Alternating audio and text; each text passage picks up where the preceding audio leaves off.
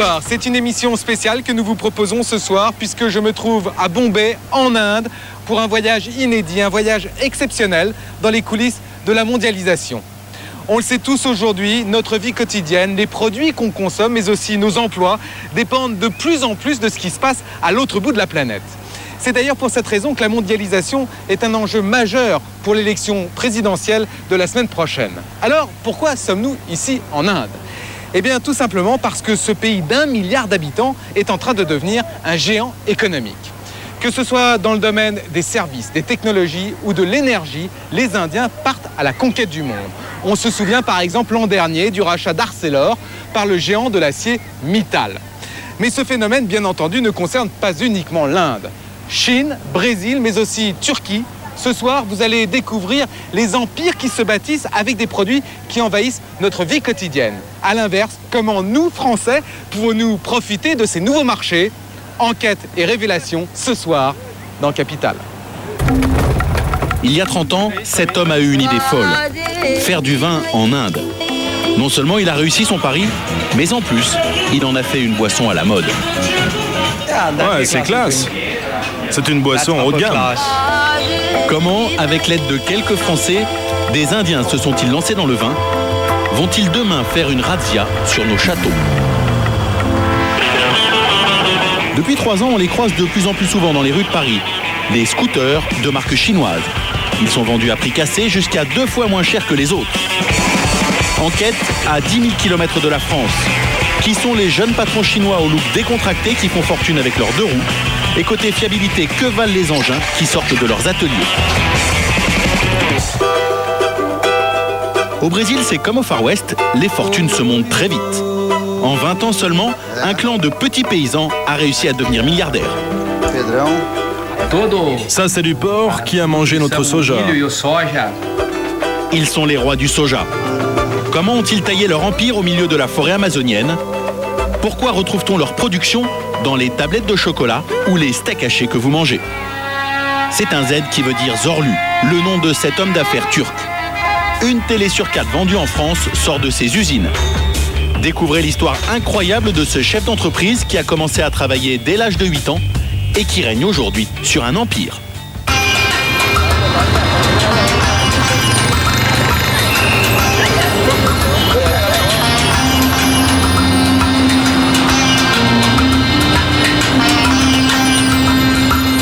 Ce qui frappe lorsqu'on arrive ici à Bombay, qui est la capitale économique de l'Inde, c'est de voir plusieurs mondes coexister dans une même ville. D'un côté, la plupart des Indiens qui vivent avec 3 fois rien. Il faut savoir qu'à Bombay, par exemple, 1/3 de la population vit avec moins d'1 dollar par jour. Face à cela, il y a le boom économique avec l'émergence d'une classe moyenne, une classe moyenne qui consomme. Regardez ces boutiques, elles vendent des chaînes hi-fi avec CD, des écrans plats. Eh bien, ce genre de boutique n'existait pas il y a encore quelques années. Pour vous donner une idée, aujourd'hui, il y a 6 millions de téléphones mobiles qui se vendent chaque mois en Inde. Et puis, le phénomène le plus spectaculaire, c'est l'émergence d'une nouvelle génération d'entrepreneurs, des hommes d'affaires qui n'ont aucun complexe et qui sont prêts à aller investir, bien sûr en Inde, mais aussi à l'étranger, comme chez nous, en France. Vous allez maintenant découvrir l'histoire d'une famille qui a fait fortune dans l'hôtellerie et dans les boîtes de nuit à Bombay. Elle mise tout aujourd'hui sur un produit qui est un symbole de la France. C'est un reportage de Thibaut Formery. Alors ici, par exemple, vous avez du rosé qui est en cours de romage. Dans ces caves, Patrice Montmousseau conserve 3 millions de bouteilles. Il est le patron de l'une des plus grandes maisons de vin de Saumur, en Val-de-Loire. Dans les sous-sols de son entreprise, 8 km de galeries où ses bouteilles reposent. Ça fait 3 générations que la famille de Patrice Montmousseau dirige la maison Bouvet. En ce moment, c'est la période des assemblages. Ça, c'est l'échantillon étalon.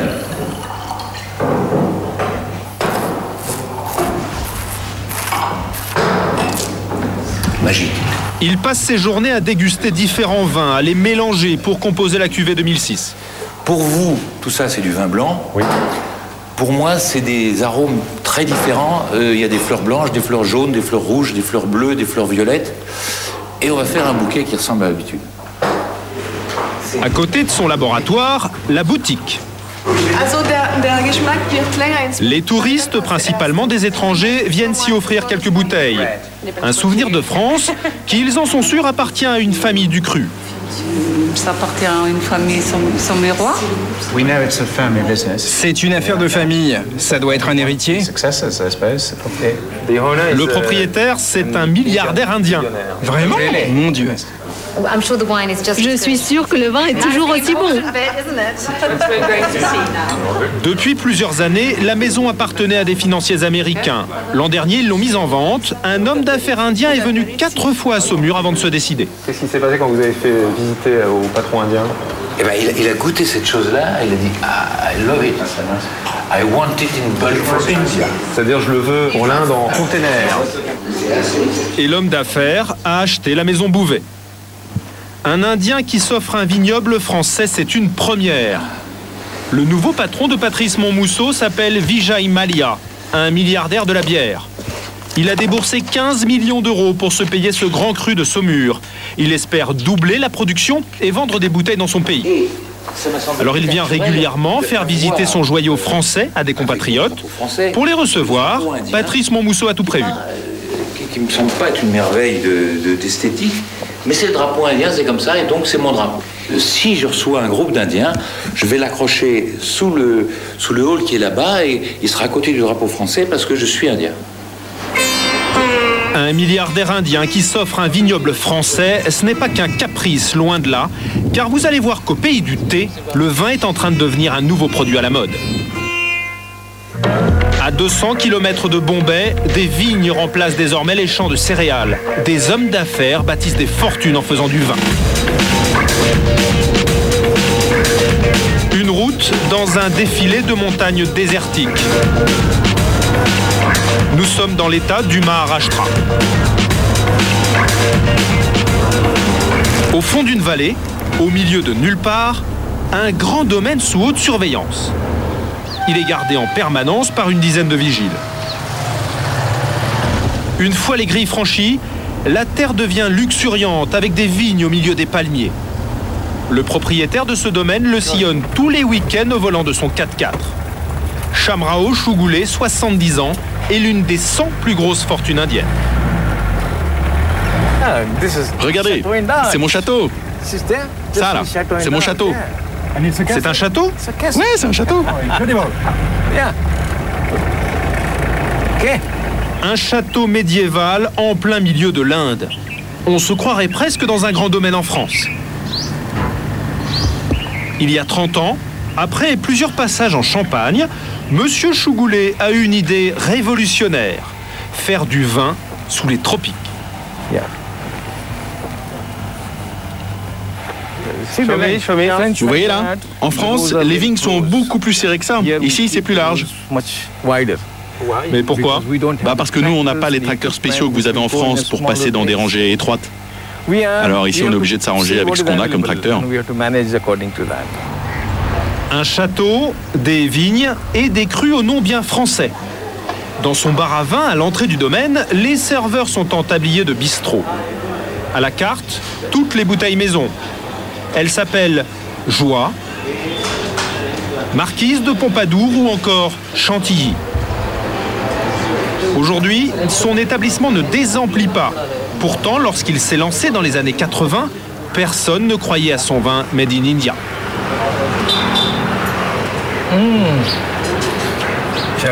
C'est du chardonnay. Au début, on me disait, Monsieur Chougoulé, vous allez flamber votre argent, vous perdez votre temps et votre énergie.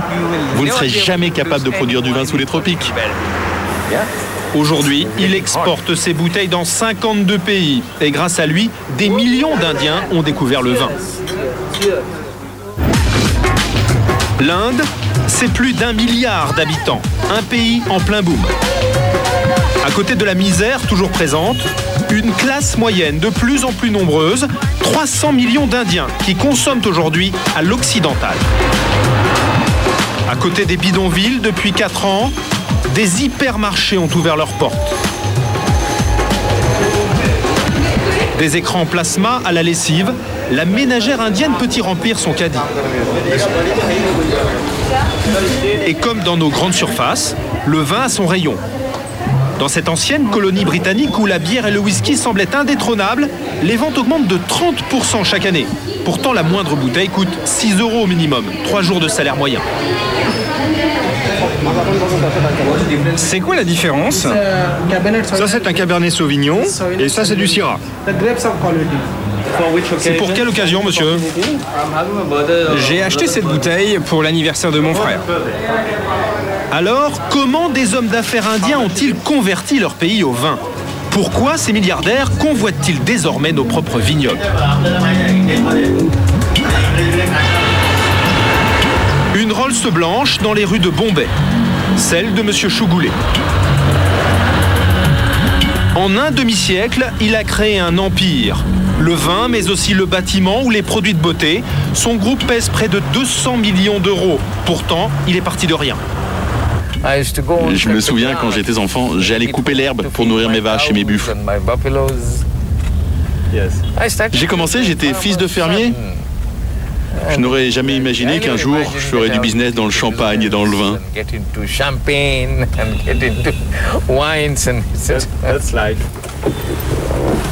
Monsieur Chougoulet possède une demi-douzaine de résidences. Celle de Bombay est une maison cossue dans le quartier chic, face à la mer. Ah, le soleil est déjà couché. Une vue imprenable sur toute la baie. Et à l'intérieur, une déco très européenne. J'ai pas mal de choses qui viennent de France. Tableaux, meubles, sculptures. Ça, c'est français. Notre roi du vin revendique une influence très française. Pourtant, c'est loin de chez nous qu'il a gagné ses premiers millions. Fils d'agriculteur, il réussit à faire des études d'ingénieur et même à monter une petite société. Il construit alors des maisons en préfabriqué. Dans les années 70, il décroche un contrat en or avec l'émir du Qatar. 300 hangars à fabriquer pour abriter du matériel militaire. Sur le chantier, il croise des Français. Les bombes, les avions Mirage, tout ce matériel militaire arrivé de France. C'est comme ça que je me suis retrouvé à fréquenter des hommes d'affaires français et qu'on a commencé ensemble à boire du vin, du champagne. Des dîners arrosés qui vont donner une idée toute simple à monsieur Chougoulet. Un Français boit plus de 60 litres de vin par an. 60 litres par an. Alors je me suis dit, dans mon pays, la population est tellement énorme. En plus, on a beaucoup de raisins de table. Imaginez, si je fais du vin, si chaque Indien boit 1 litre de vin par an, le business serait énorme. Seulement 1 litre.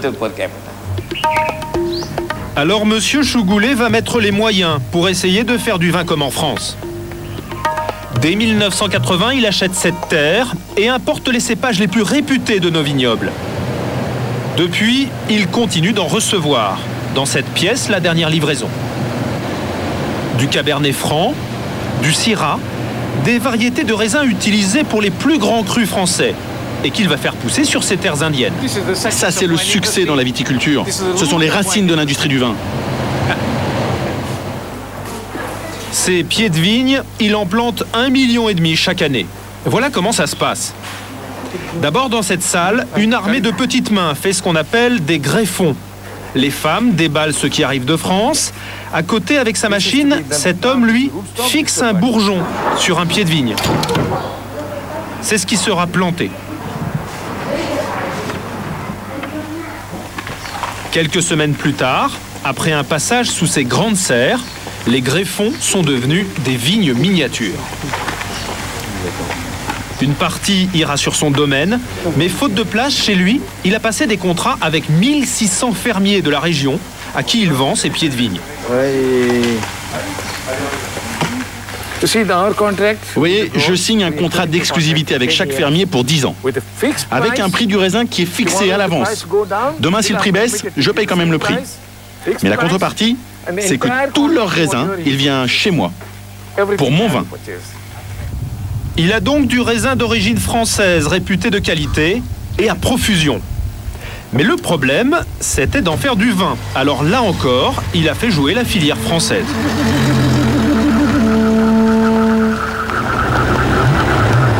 À quelques kilomètres de son domaine, le premier village à échelle indienne, Narayangaon, 40 000 habitants.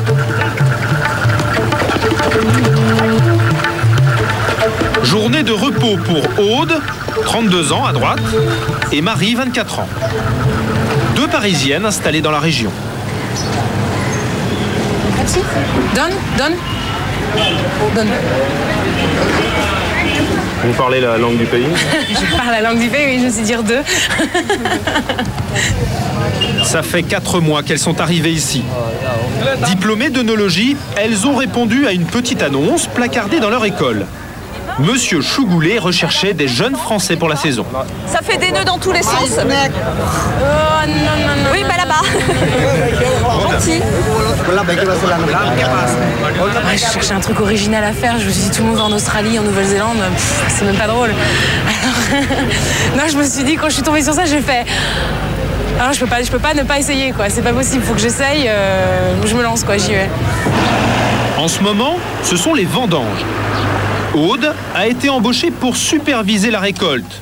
Sous ses ordres, une centaine d'ouvriers. Vous récoltez le grenache aujourd'hui? Vous me montrez où vous en êtes?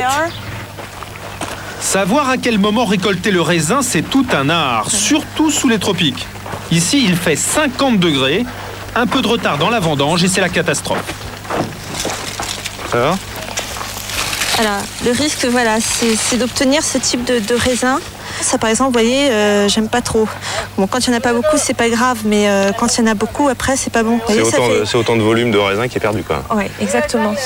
Puis en plus, vous voyez, on peut vraiment rien y faire, quoi. C'est pire que du raisin sec, parce qu'en fait, on peut à peine on est obligé de le casser complètement. Mais ce soleil tropical a un gros avantage. Il suffit de soulever les feuilles pour le constater. Regardez le nombre de grappes que vous avez là déjà, par exemple, sur ce sarment. Oui. Vous en avez 1, 2, 3, 4. Nous, d'habitude, par sarment en France, on en a 2, on en laisse 2, quoi. La vigne produit donc 2 fois plus de raisins.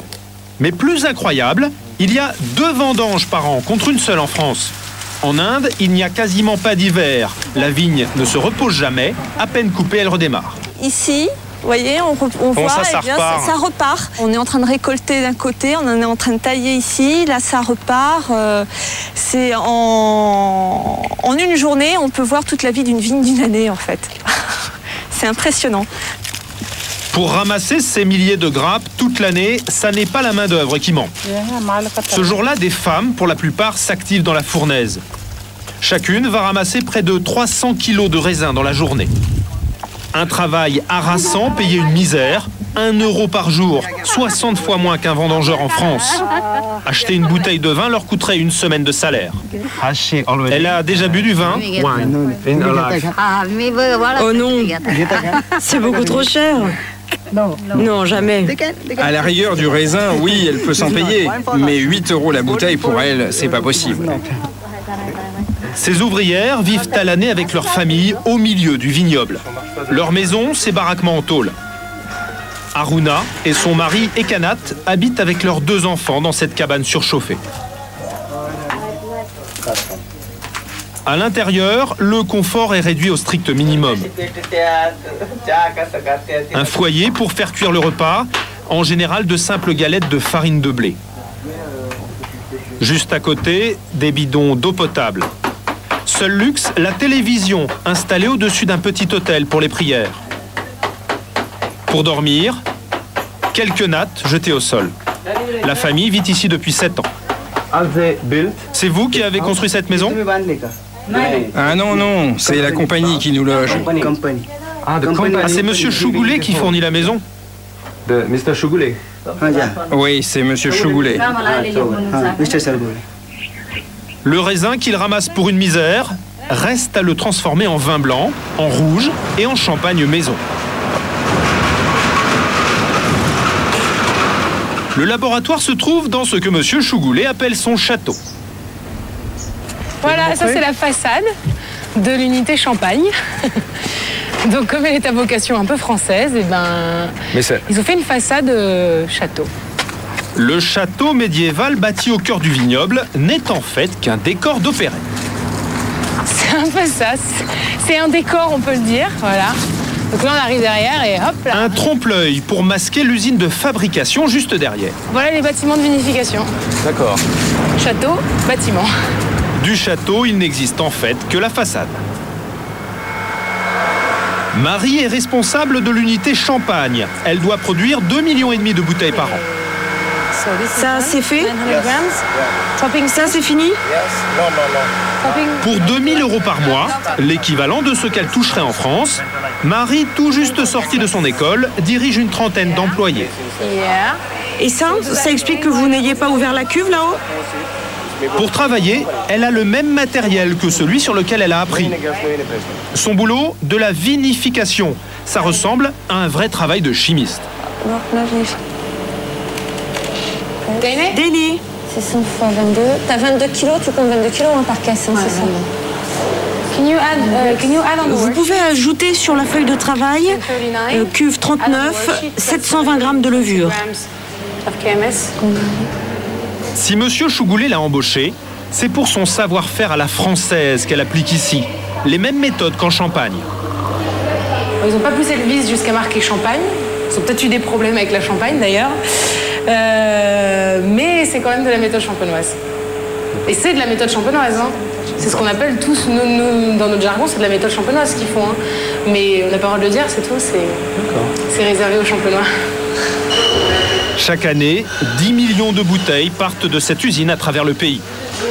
Et le vin, Monsieur Chougoulet n'a pas eu trop de mal pour en faire la nouvelle boisson à la mode.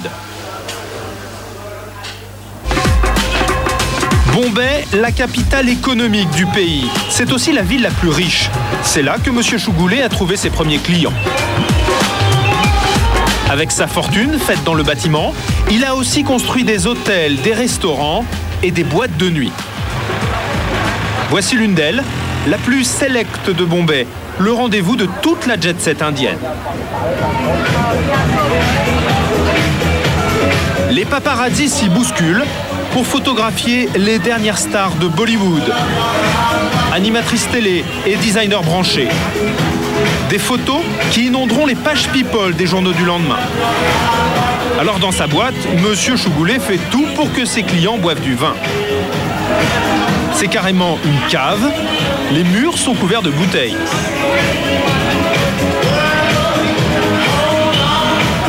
Et tout ce beau monde a un verre à la main. Pas du whisky ou de la vodka, mais bien du rouge ou du petit blanc. Il a réussi à en faire un produit tendance.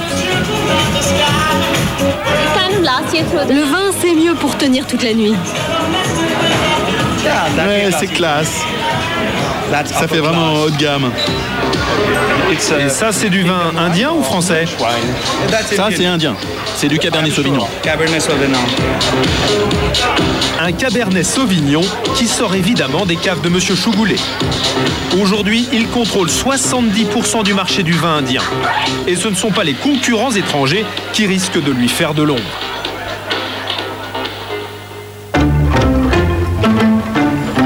Mathieu Jouvillard, 39 ans, est l'importateur en Inde de grandes marques de vins français comme l'Istel ou les Champagnes Lançon. Ça fait maintenant 13 ans qu'il se bat pour imposer ses produits.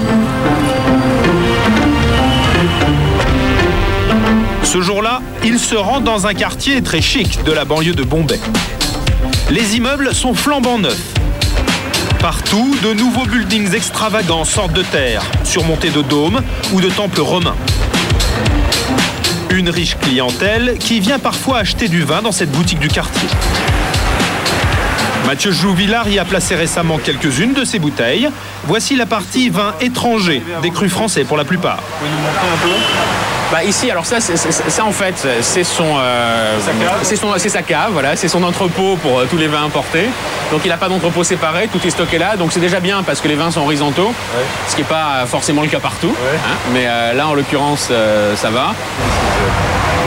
Quel est le vin que vous vendez le plus? Oh bah dans les vins étrangers, celui qui marche le mieux c'est celui-là. Ok.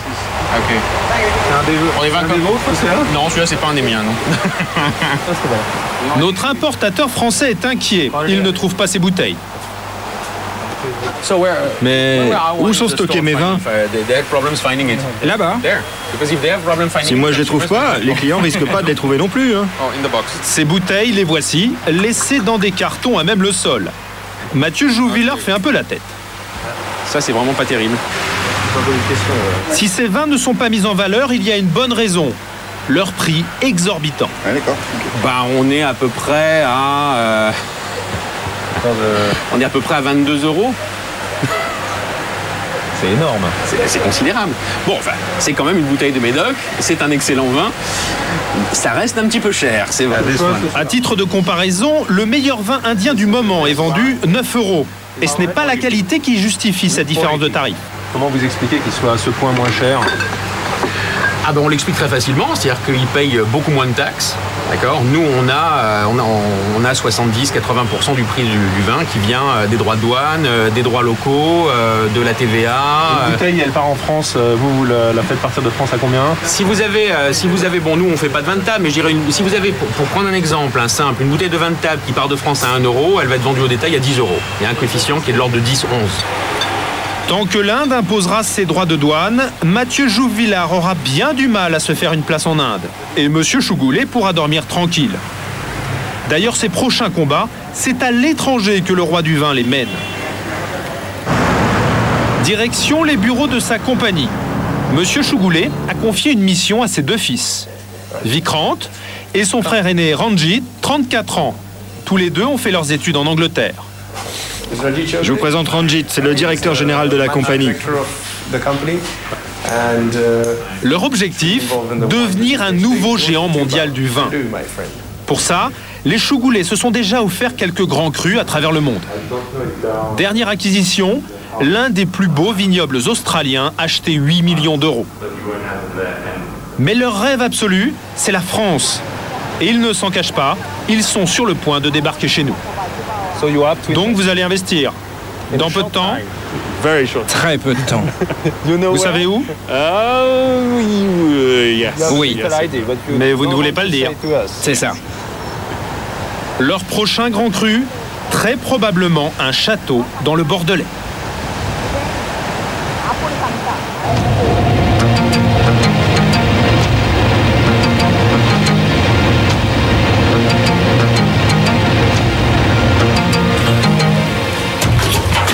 On vient de voir cet engouement pour le vin et l'appétit que peuvent avoir certains businessmen indiens pour nos vignobles en France. Alors, est-ce qu'on va bientôt boire du vin made in India? C'est encore tôt pour le dire. Mais ce qui est sûr en revanche, c'est que les Indiens sont de plus en plus présents dans notre vie quotidienne sans même qu'on s'en rende compte. Nous sommes maintenant à Pondichéry, une ville construite par les Français au XVIIe siècle. Alors ici, il y a plein de choses qui nous rappellent la France, comme par exemple le nom des rues. Ici, on est rue Victor Simonel.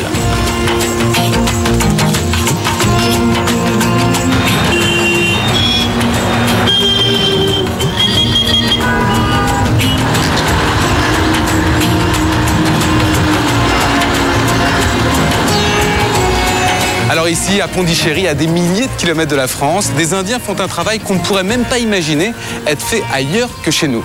Alors de quoi s'agit-il? Eh bien, suivez-moi. Bonjour Vanka.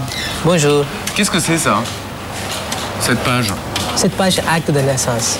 C'est une page d'acte de naissance qui vient d'une mairie? Mairie. En France. Il vient en France. Regardez bien sur cet écran d'ordinateur. Voici une page où figurent 4 actes de naissance d'un registre de mairie en France. Ce document a été photocopié, puis scanné et envoyé par Internet jusqu'ici en Inde pour que des Indiens comme Venkat l'archivent dans une banque de données informatique. Alors, pour l'informatiser, comment vous allez faire? Vous avez indexé. Numéro 12. Il est 12. Son prénom est Jean-François.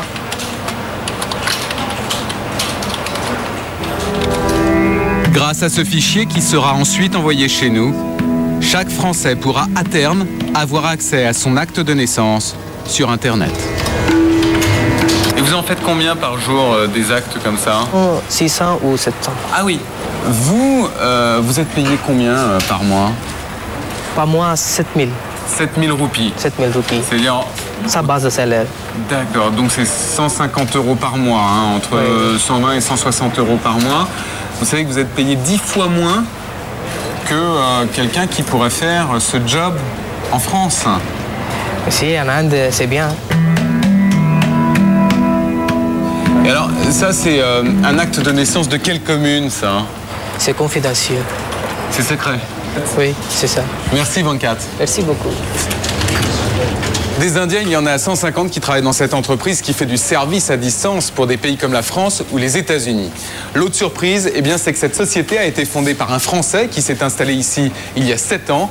Suivez-moi, on va tout de suite aller le voir. Thierry Léger, merci de nous recevoir chez vous. Avec plaisir. Alors, vous avez toujours travaillé dans l'informatique. Avant de venir en Inde, vous avez travaillé en France, aux États-Unis, au Canada. Pourquoi vous êtes venu en Inde? Parce que la main-d'œuvre est moins chère? La main-d'œuvre est moins chère et la main-d'œuvre est aussi très qualifiée, puisque tous les gens qu'on a autour de nous sont au moins bacheliers, voire titulaires d'une licence ou d'une maîtrise, pour un prix très modique qui peut aller jusqu'à 10 fois moins cher qu'en France. D'accord. Alors, on a vu avec Venkat ces fiches d'état civil que vous saisissez, que vous informatisez. Est-ce qu'il y a beaucoup de mairies et de collectivités locales en France qui font appel à vos services? Tout doucement, toutes les mairies s'y mettent. C'est très difficile de continuer à conserver les registres papier, de faire des recherches sur les registres papier. Donc c'est mis en ordinateur, en informatique, et très facilement accessible. Venkat, tout à l'heure, quand il travaillait sur l'acte de naissance, nous a dit que l'identité de la mairie était confidentielle. Pour quelle raison? Bon nombre de clients ne souhaitent pas que leur source de travail à moindre coût soit divulguée. Pourquoi? Parce que c'est toujours un tabou, comme vous le savez très bien, en France, parce qu'on a peur que ça éventuellement supprime des postes en France, alors que bon, c'est pas tout à fait le cas. Ça permet simplement de faire un certain nombre de travaux qui ne pourraient pas être faits facilement en France.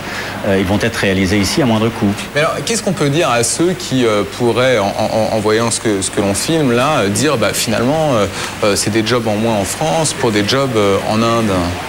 Je pense que les travaux vont finalement aller là où ils sont faits le mieux à moindre coût. Et donc on va éventuellement en Inde, c'est ce qui est en train de se passer, se spécialiser dans le traitement de l'information. Et en France, on se spécialisera dans la construction d'avions, de trains à grande vitesse ou de produits de beauté. Et si on veut que les Indiens achètent des produits, qu'ils soient trains ou avions ou produits de beauté, il faut bien qu'ils en aient les moyens et qu'ils le gagnent grâce à des échanges qui soient équitables. D'accord, donc ça peut, nous, on peut aussi en profiter. Voilà. Merci. Je vous en prie.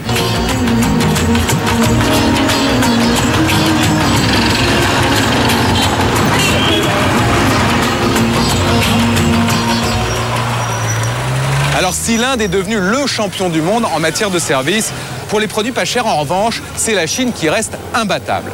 Mais le phénomène nouveau aujourd'hui, c'est que la Chine ne sert plus seulement d'usine pour le monde entier. Aujourd'hui, de vraies marques chinoises s'imposent chez nous. Vous allez maintenant découvrir la nouvelle tendance du scooter chinois pas cher. Que valent-ils? C'est un reportage de Claire Oudinot. La meilleure saison pour vendre des scooters, c'est bien connu, c'est le printemps. À côté des modèles en exposition, dans l'arrière-boutique, Manu, le responsable de ce magasin, et Axel, son mécanicien, réceptionnent aujourd'hui un colis. La marchandise arrive de Chine et ils ont du boulot parce qu'à l'intérieur, le scooter est à finir soi-même. On retrouve toutes les pièces conditionnées dans le coffre du scooter. Donc tout ce qui est le phare avant, les rétroviseurs, le mode d'emploi. C'est la notice? Tout à fait. Faites voir à quoi ça ressemble. Voilà le manuel d'utilisation. Le scooter a pris le bateau à Hong Kong. Il a été démonté pour prendre le moins de place possible. C'est à Manu et Axel de mettre les derniers tours de vis. On peut se tromper? Se tromper? Non, pas plus que ça. Ils remplissent la batterie d'acide, puis ils câblent les freins.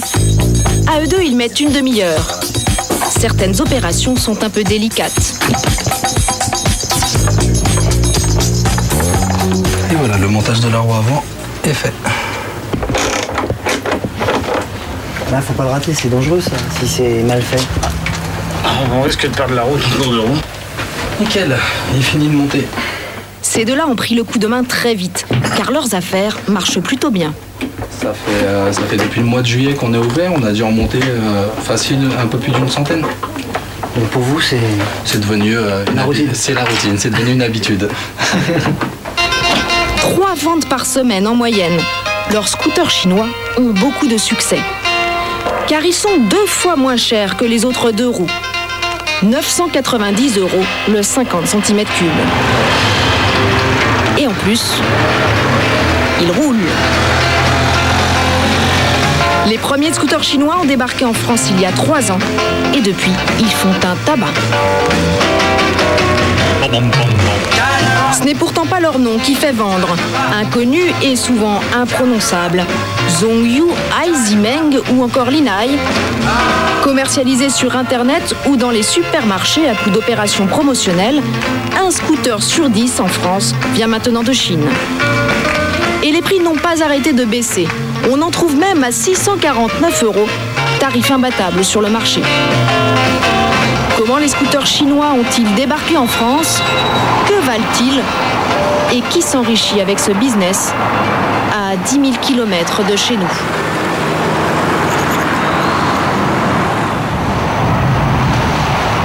Quand les Chinois vont au travail, ce n'est plus seulement à vélo. Aujourd'hui, ils fabriquent des scooters pour le monde entier. Toutes marques confondues, 1 sur 2 sort des ateliers chinois. Nous sommes à Chongqing, à 3 heures d'avion à l'ouest de Shanghai.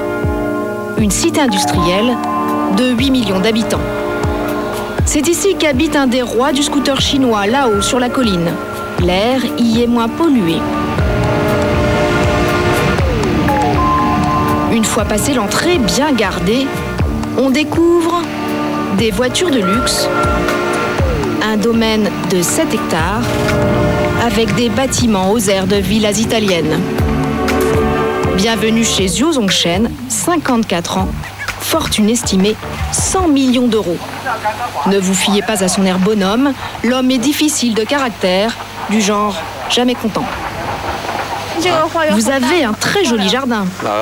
Mon jardin? Bof. Moyen, moi je trouve. Les jardiniers sont mal organisés. Ils ne sont pas assez minutieux. Il y a beaucoup de choses à revoir. Les jardiniers ont l'habitude de ces remarques désagréables, sa famille aussi.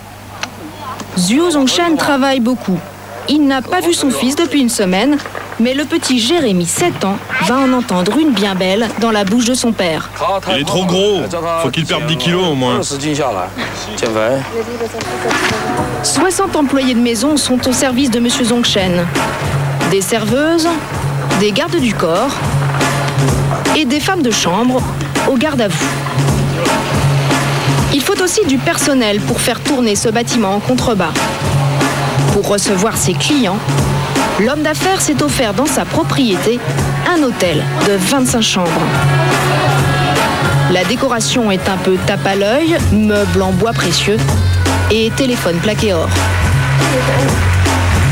À l'extérieur, la piscine est placée sous une grande cascade, symbole de richesse en Chine. Monsieur Zongshen croit à sa bonne étoile.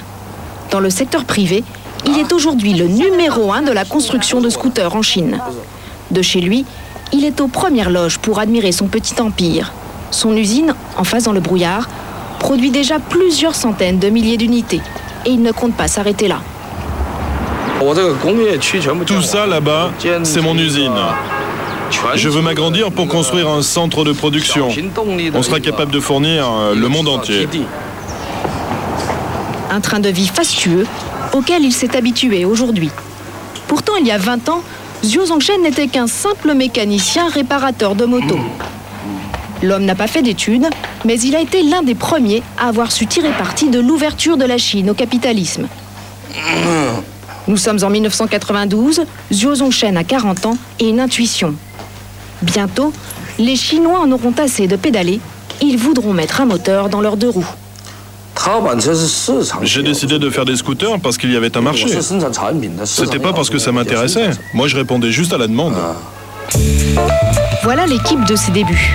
Avec un emprunt et ses économies de 10 années de mécano, M. Zhongshan construit pour 10 000 $ un atelier sur un terrain cédé par le Parti communiste.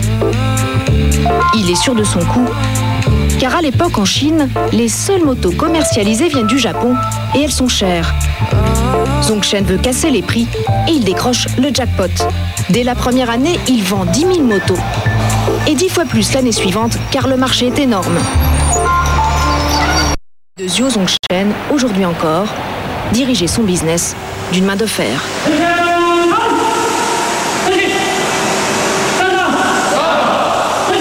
En 2007, les 500 ouvriers de l'unité des moteurs saluent toujours à l'ancienne.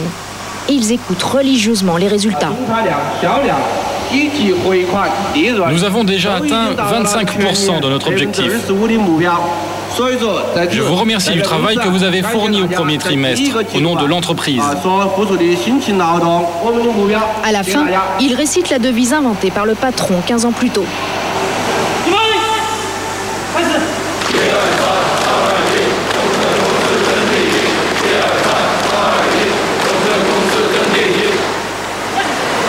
Ils sont des bataillons d'ouvriers, 18 000 dans tout le pays, à travailler encore dans ces conditions.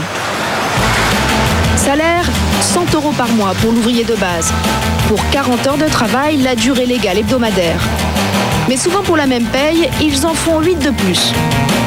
Pas question de se plaindre, il n'y a pas de syndicat en Chine pour défendre les travailleurs. Et pour connaître le sentiment des ouvriers sur la chaîne, il faut être accompagné par les responsables du service communication qui désignent l'ouvrière modèle et lui dictent les réponses. Il vous arrive de faire des heures supplémentaires ? Dis-lui que non. Je dis quoi alors ? Tu lui dis que tu n'en fais pas. Non, je ne fais pas d'heures supplémentaires. Les ouvriers sont au garde à vous, mais ça ne suffit pas pour devenir le leader du scooter en Chine. Encore faut-il créer des machines qui plaisent aux consommateurs. C'est le rôle de Monsieur Wang, le responsable de la création. Pas besoin d'une planche à dessin. Pour trouver ses idées, il a une méthode toute simple. Il se borne à disséquer les modèles étrangers de ses concurrents, comme cet Italien, et il retient les meilleures trouvailles. Ce scooter est très adapté au marché européen. Le repose-pied est assez bas, la roue est relativement grande. Même la bonne vieille mobilette Peugeot passe dans sa moulinette. Vous voyez l'ensemble là, avec le phare. La ligne est très harmonieuse. Et le porte-bagages est pratique pour mettre plein de choses. Tous les modèles japonais, coréens ou européens passent entre ses mains. Les ingénieurs de Monsieur Wang s'en inspirent fortement pour donner naissance au modèle maison.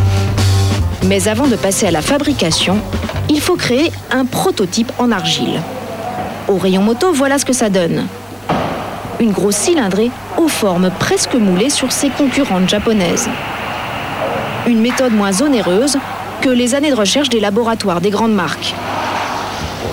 Mais l'étoile de Zhongshan pourrait bien pâlir. Car de nouveaux challengers sont apparus en Chine ces dernières années. Ils veulent conquérir le monde. À 2000 km de là, Changshu, la cité du scooter en Chine. Derrière les façades, des dizaines d'ateliers de pièces détachées. C'est dans cette ville qu'un nouveau fabricant, né il y a 3 ans, prépare une offensive sur le marché européen et notamment français. Pour cela, il a une botte secrète. Prenez autre chose. Il faut utiliser un autre produit pour nettoyer. Il est capable de diriger une équipe en parlant mandarin, mais il est français. Cédric Sylvestre, 28 ans, le numéro 2 de l'entreprise, connaît parfaitement les goûts des Européens. Pendant 1 an, il a fait plancher des designers sur ce nouveau scooter. Aujourd'hui, il prend les photos pour la plaquette publicitaire. C'est un peu comme un mannequin, là, votre... Ouais, exactement ça. C'est le mannequin du jour. L'ascension de Cédric a été très rapide. Il a déjà carte blanche pour dessiner les scooters. En fait, je voulais développer un nouveau produit parce que en Chine, généralement, en fait, les usines, ça fait, ça fait au moins 3 ans en fait que tout le monde vend les mêmes produits. Et j'en avais marre en fait de voir toujours les mêmes produits vendus. Donc j'ai dit je veux arriver à faire un produit complètement nouveau. Ce Toulousain a débarqué en Chine il y a 3 ans. Il n'avait qu'un niveau d'études Bac+2, mais des ambitions énormes. Au début, Cédric travaillait pour des Français. Ce qui m'a amené à faire ça, c'est qu'au départ, en fait, j'ai travaillé pour un importateur français, donc, qui importait des véhicules de loisirs, scooters, tout type de véhicules de loisirs. Et à cette occasion-là, en fait, j'ai rencontré de nombreux fournisseurs chinois. J'ai réussi à tisser un réseau de relations avant donc de passer de l'autre côté et de prendre un poste au sein d'une usine directement. Le Français s'est taillé une réputation et il a réussi à se faire embaucher pour un salaire très confortable de 8 000 € par mois chez un patron chinois. Il est le seul occidental à travailler dans cette usine. Et l'histoire de son employeur n'est pas mal non plus. Ça, c'est la voiture de mon patron. Ça vaut cher ici ? Ça vaut à peu près 2 fois le prix que ça coûte en France, ça vaut 120 000 €. Il est riche alors votre patron ? Ça va pour lui, oui. Ça va pour lui. Son boss n'a rien à voir avec les patrons autoritaires de l'ancienne génération.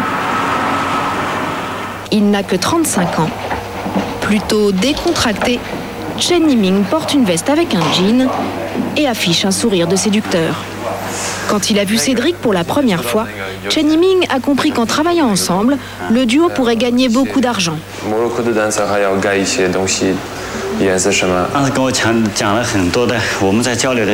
Il m'a beaucoup parlé du marché. Il m'a parlé des produits européens. On a eu une longue conversation.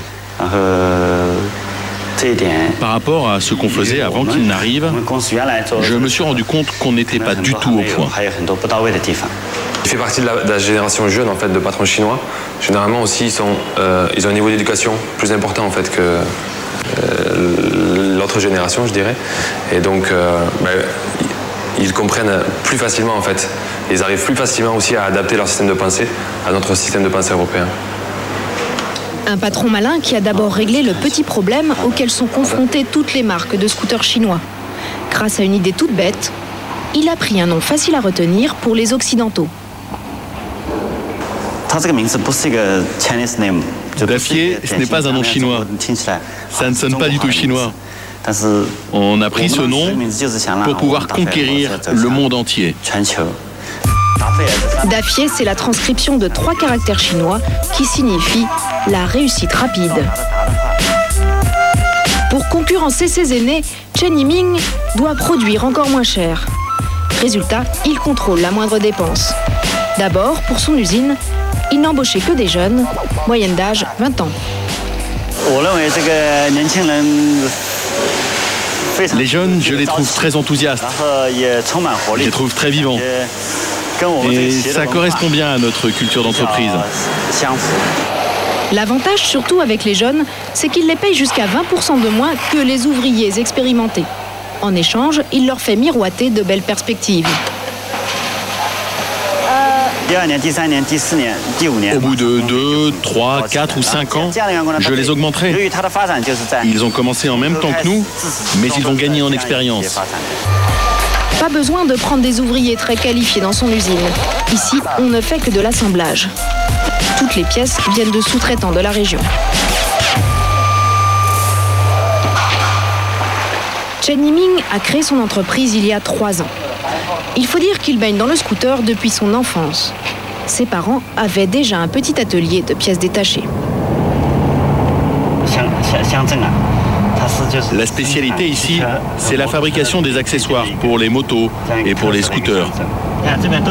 Regardez, tout ça, ce sont des petites usines.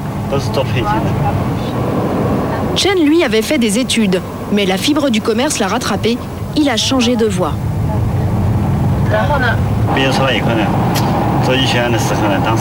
J'ai eu mon diplôme de médecine. Mais médecin, c'est très difficile et très fatigant. Ça m'embêtait, donc moi aussi j'ai voulu me lancer dans les affaires. Parce que je voyais que les villageois gagnaient beaucoup d'argent avec les pièces détachées. C'est comme ça que je me suis lancé. Le jeune patron commence sa carrière par un petit atelier. Son idée, c'est d'aller piocher les pièces chez les sous-traitants pour assembler ses scooters. Toute la difficulté est de trouver des pièces pas chères et de bonne qualité. Cet après-midi, il se rend chez le fabricant des capots en plastique. Son chef de fabrication a remarqué un défaut, des bosses sous la peinture. Chen voit rouge. Regarde, on voit très nettement les bosses là. Où ça, je vois rien moi. Regarde sous la lumière. Là aussi, il y a un défaut. C'est quand même pas à moi de te dire ce qu'il faut faire.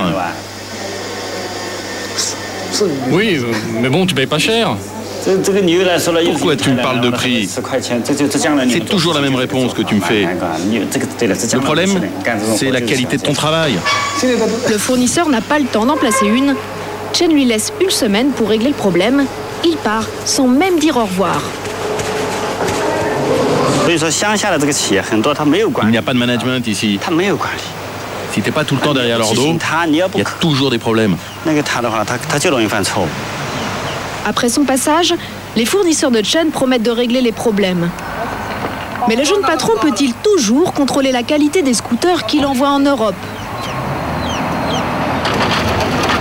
Aujourd'hui, c'est un grand jour à l'usine d'Afier. Une commande est tombée, 100 scooters à destination de la Hongrie. Cédric le Français annonce la bonne nouvelle aux ouvriers et il veut qu'ils soient à la hauteur. C'est la première commande pour l'Europe de notre nouveau modèle. On a déjà travaillé dessus ensemble. S'il y a le moindre problème à l'assemblage, je veux que vous me le disiez. S'il y a un défaut, il faut tout de suite corriger le tir. On reproche souvent aux ouvriers chinois de faire de la mauvaise qualité. Cédric sait qu'il faut être derrière eux. Aujourd'hui, quand ils font un scooter ici, ils ne se rendent pas compte en fait que ça arrive en Europe et le niveau d'exigence qu'on a en Europe par rapport à un scooter qui est fait ici. Alors j'essaye de rabâcher systématiquement. Je veux absolument qu'ils sont très attentifs sur la qualité. À ce jour, 3 ans après l'arrivée des premiers scooters chinois en France, il n'existe aucune étude sur leur fiabilité. Mais Cédric affirme qu'il prend toutes les précautions pour éviter les faux pas. Allez, ouvre des cartons. Tout est là?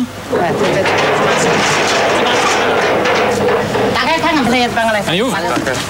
À l'arrivée des pièces, le Français veut être sûr que chaque fournisseur a envoyé ce qui était commandé.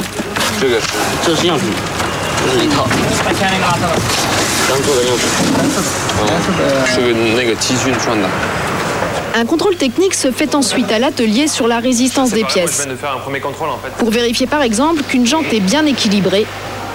Sinon, elle pourrait se voiler au bout d'une centaine de kilomètres. Cédric ne peut pas vérifier toutes les pièces.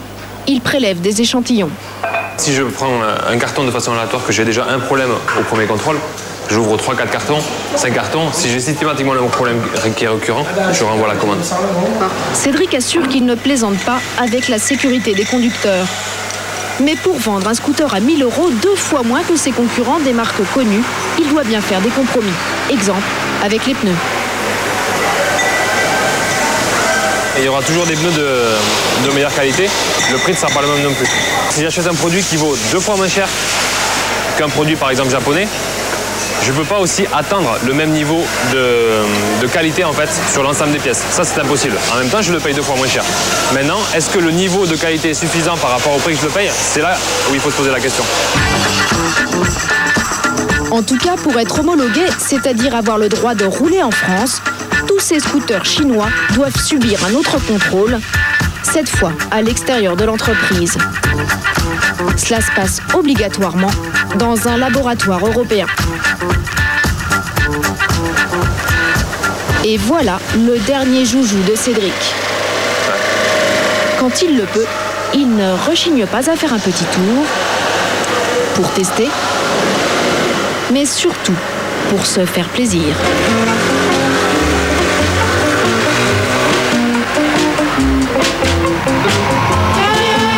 En Chine, le Français s'amuse et il gagne de l'argent. À la fin de l'année, le patron fera les comptes. En plus de son salaire, Chen a prévu de verser à Cédric un intéressement sur chaque scooter vendu. S'il atteint les objectifs fixés, Cédric touchera un bonus de 100 000 €.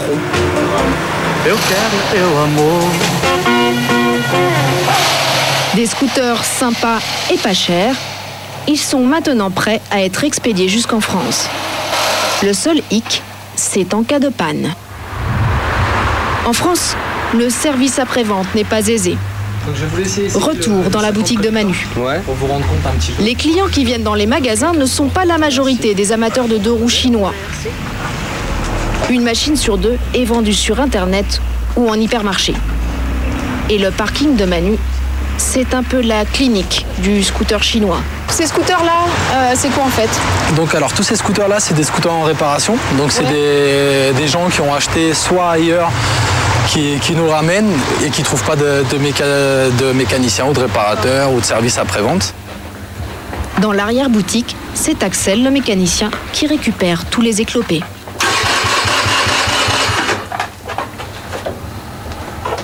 Toujours rien. Toujours rien. Pas d'allumage. En attendant, le prix est tellement attractif que les amateurs de scooters chinois sont toujours plus nombreux. Les ventes devraient encore progresser d'au moins 15% cette année.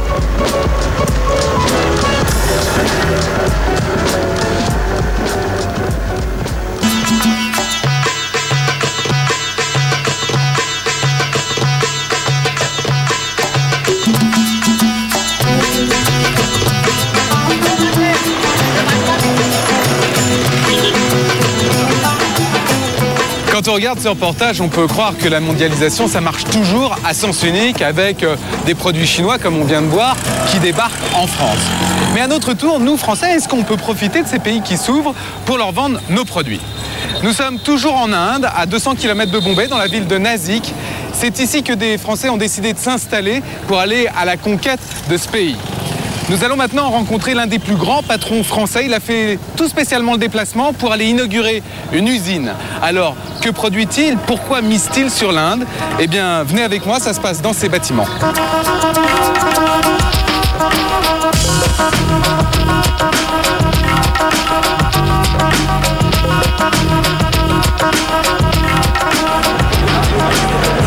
Bonjour Carlos Ghosn. Très bien et vous, merci de me recevoir. Alors on est dans la nouvelle usine qui fabrique des Logan. C'est avec cette voiture que vous allez conquérir le marché indien? Le marché indien est un marché dans lequel le prix des voitures est absolument une condition nécessaire. Il faut que ce prix soit très bas. Alors, on a voulu une voiture qui commence à 5 000 €.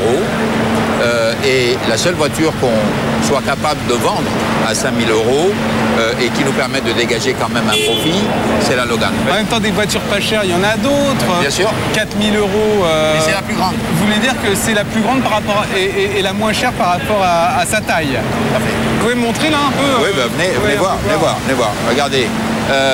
Bon, l'espace avant, il est évident, mais ce n'est pas tellement le plus important. Le plus important, c'est l'espace arrière. Vous pouvez vous installer dans la voiture. Ouais. Vous voyez? Bon, vous êtes assis confortablement. Et ça, c'est très important. Et c'est important pourquoi? Parce qu'il y a beaucoup de familles nombreuses en Inde. Bien sûr.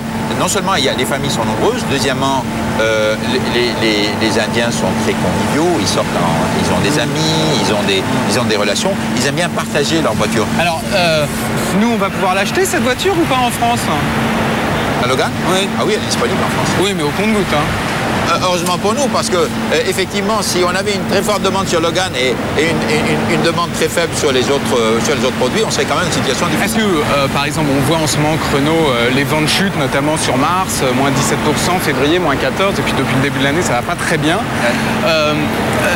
Pourquoi vous ne vendez pas plus massivement la Logan qui, quand elle est vendue en France, rupture de stock, quand elle est vendue dans le reste du monde, fait un énorme carton pour rattraper un peu plus les ventes? Écoutez, nous ne voulons pas faire du cannibalisme. Nous ne voulons pas vendre du Logan à la place d'une voiture différente uniquement parce que Logan est plus attractive en matière de prix. Est-ce que vous considérez qu'il y aurait quand même une forte demande pour la Logan, mais qui serait au détriment d'autres voitures de chez Renault? C'est ça ce que ça veut dire? Oui, Renault a plus à perdre qu'à gagner. Toute dernière question. on parle de mondialisation et puis en même temps il y a les effets de la mondialisation ici, mais aussi on peut aussi considérer en France. Sauf que Renault, mais pas que Renault, a vécu des tragédies récemment avec des gens qui se sont donnés la mort sur leur lieu de travail en évoquant la pression qu'ils subissaient. Est-ce que vous considérez qu'on peut alléger la pression sur les salariés alors que finalement la concurrence internationale est de plus en plus forte? Je pense qu'on peut bien sûr alléger la pression sur les salariés. Il y a beaucoup de gens en Europe qui pensent que l'échec n'est pas permis. C'est vrai que pour une entreprise, l'échec n'est pas permis, mais pour les individus, il y a des échecs tout le temps. Nous subissons tous les échecs. Il faut qu'on banalise un peu l'échec dans le sens que il y a des leçons à tirer des échecs que l'on subit pour pouvoir rebondir et avoir une meilleure performance. Et ça, c'est quelque chose qu'il va falloir qu'on explique au sein de l'entreprise. Même avec une concurrence de gens dont justement le coût du travail est 20 fois moins élevé qu'en France? Vous savez, si le succès de notre industrie reposait uniquement sur le coût salarial, notre industrie serait aujourd'hui positionnée dans les pays les moins chers au monde, ce qui n'est pas le cas. Il y a aujourd'hui, au contraire, une sorte de complémentarité, une sorte de division du travail qui se fait à l'échelle mondiale. D'un côté, ceux qui fabriquent, d'autres qui conçoivent. Pas du tout. Il y a des endroits, par exemple, comme en France, où nous allons continuer à concevoir, nous allons continuer à assembler, nous allons continuer à sourcer nos voitures de haut de gamme, notre voiture de moyenne gamme, les voitures même de bas de gamme, qui sont plutôt des offres très sophistiquées sur le plan technologique et sur le plan de la qualité. Mais nous reconnaissons aussi le fait que faire des voitures comme la Logan en France, nous ne savons pas faire ça. Donc elle est fabriquée ailleurs. Donc elle est fabriquée ailleurs. Mais ça ne veut pas dire que tout ira ailleurs. Merci infiniment. Au revoir. Merci.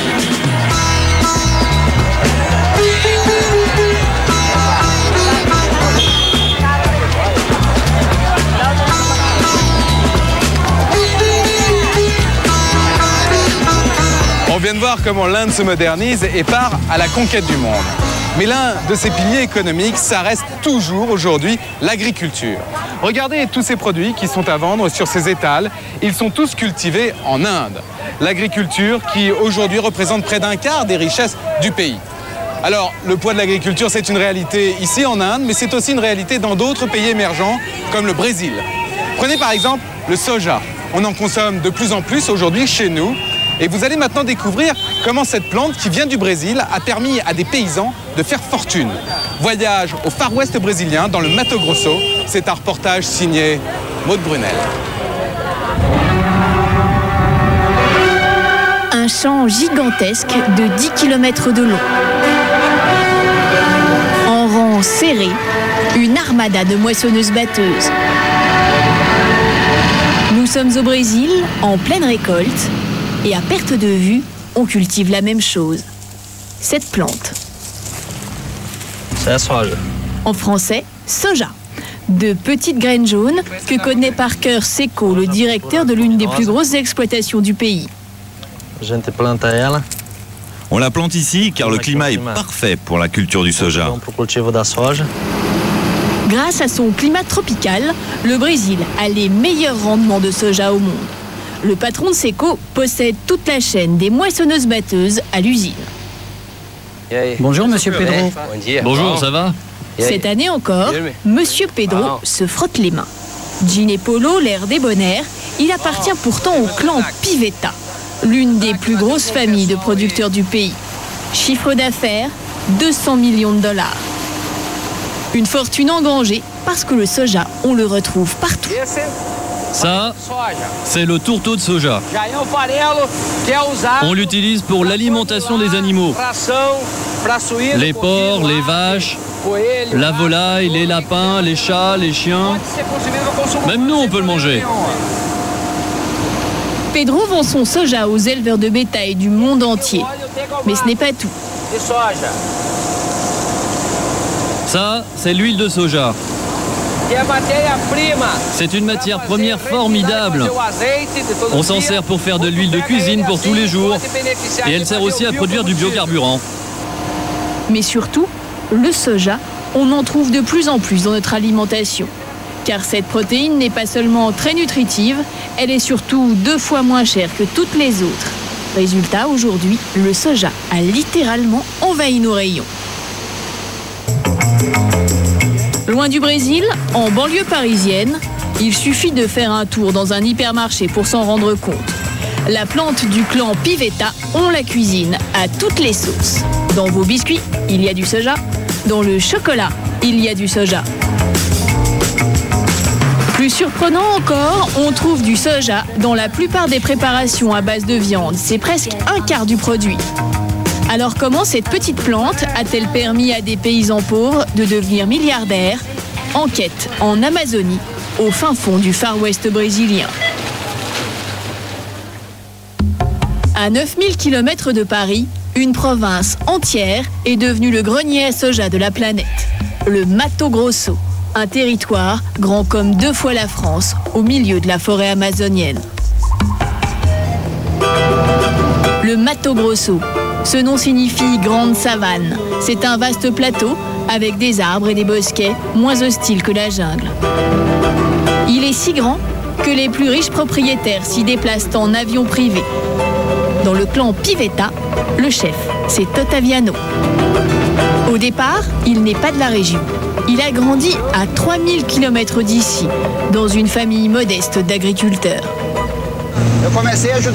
J'ai commencé en aidant mon grand-père dans les champs. Il avait 14 enfants. On avait 25 hectares dans le village où je suis né. Moi, je me suis marié, j'avais 18 ans. Et quand je me suis marié, il m'a donné 15 hectares. Au Brésil, 15 hectares, ce n'est qu'un lopin de terre. Mais Ottaviano va saisir une opportunité qui va changer sa vie. Au milieu des années 80, il vend son champ, car il se passe quelque chose d'incroyable dans son pays. En vendant ses 15 hectares dans le sud du Brésil, il va pouvoir en acheter 400 au Mato Grosso. Ces images datent de 1985. Le gouvernement lance une ruée sur les terres. Dans ces quarts, des milliers de familles pauvres affluent au Mato Grosso. Elles viennent toutes du sud du Brésil, où la terre est devenue trop chère pour faire vivre leurs enfants. Ici, je vais enfin pouvoir m'acheter une terre. C'est beaucoup moins cher que chez nous. L'État vient d'ouvrir la première route de la région pour inciter les colons à venir peupler le Mato Grosso, car l'enjeu est stratégique.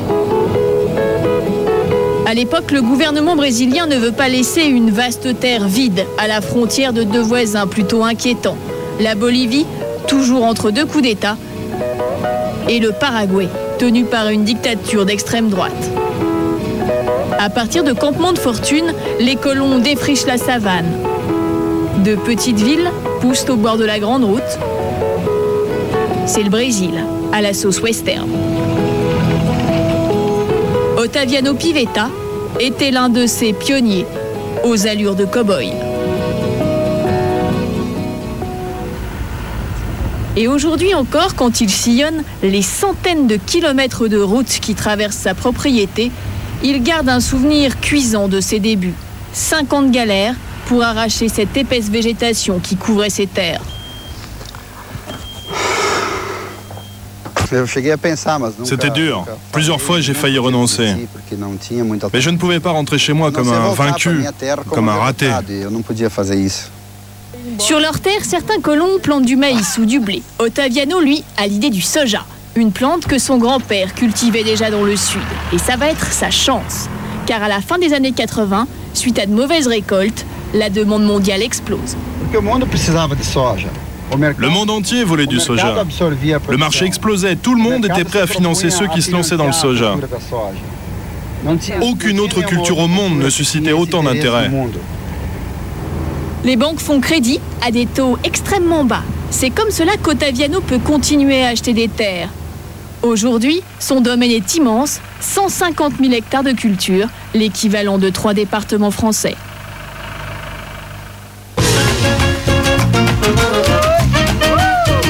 Au Mato Grosso, il y a toujours un parfum de western. Mais les petites colonies des débuts, sorties de nulle part, comme Nova Mutum, où habite Ottaviano Pivetta, sont devenues les villes du soja. Silos gigantesques et balais de camions chargés de grains. Toute une économie qui tourne autour de la petite graine jaune. Sans le soja, ce serait terrible. Tout l'argent vient de là. Ici, ce serait un désert. C'est le soja qui fait vivre toute la ville. À Nova Mutum, il y a même maintenant un quartier résidentiel où le clan Pivetta a élu domicile. Une belle villa avec piscine. Ottaviano aime y retrouver sa sœur Neosa et son beau-frère Pedro, son bras droit dans le business. On va manger une grillade de porc. Il a été nourri avec le soja de notre propriété. La famille ne fait pas d'esbrouf, mais le clan engrange de sacrés bénéfices. 30 millions de dollars les mauvaises années, 60 millions les bonnes. L'intérieur de la maison est cossu, c'est Neosa qui l'a décoré. Et ce dont elle est le plus fière, c'est d'avoir pu offrir une fête de princesse à sa fille.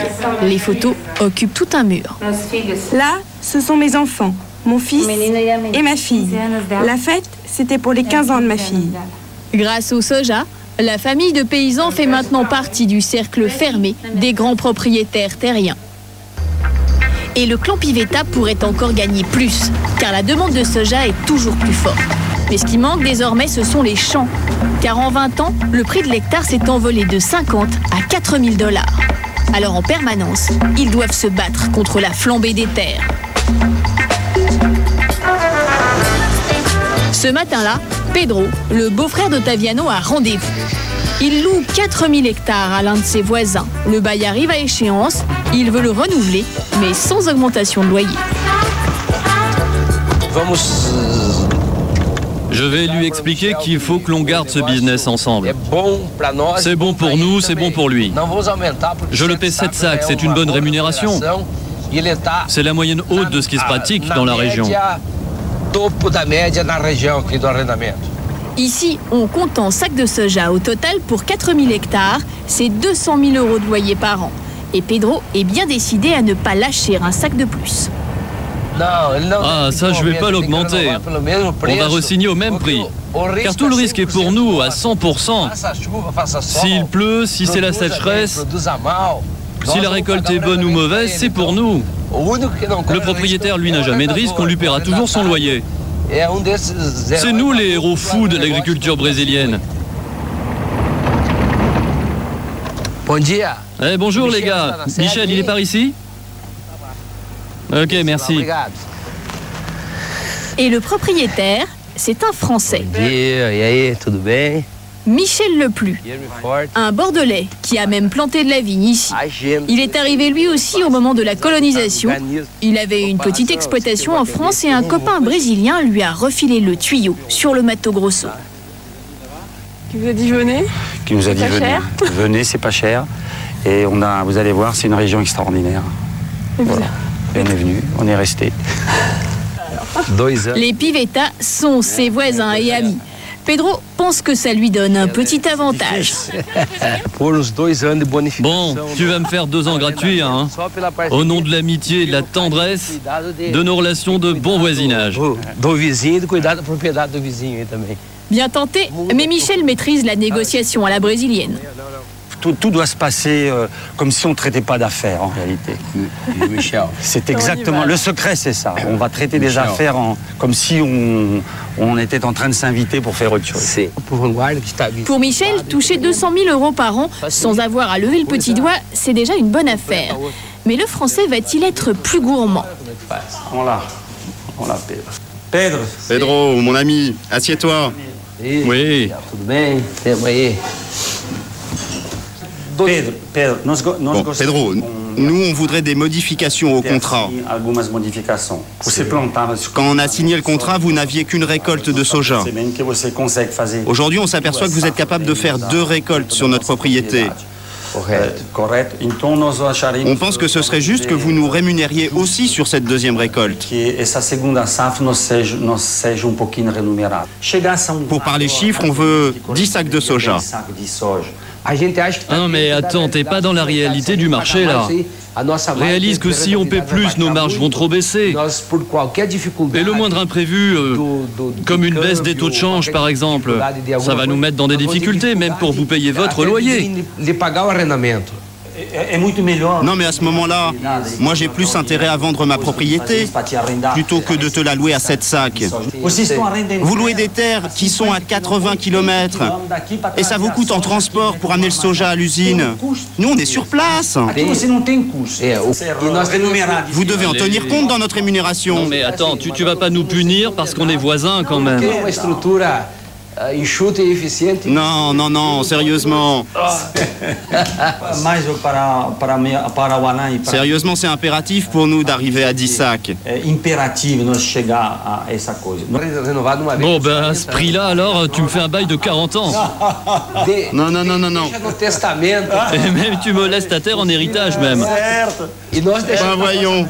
Bah voyons, Pedro. Bah c'est un minimum. Pedro, compte pas trop là-dessus. Non. La discussion se termine dans un sourire mais sur un statu quo. Michel ne cédera pas car il a d'autres propositions. J'ai déjà mes 3 voisins les plus proches qui m'ont déjà fait des offres. Et je sais qu'on a le choix. D'accord ? Maintenant, comme dans toute négociation, il sait que j'ai demandé 10 parce que je voudrais 9. Le Français ne lâchera pas. C'est le clan des Pivetta qui va devoir céder.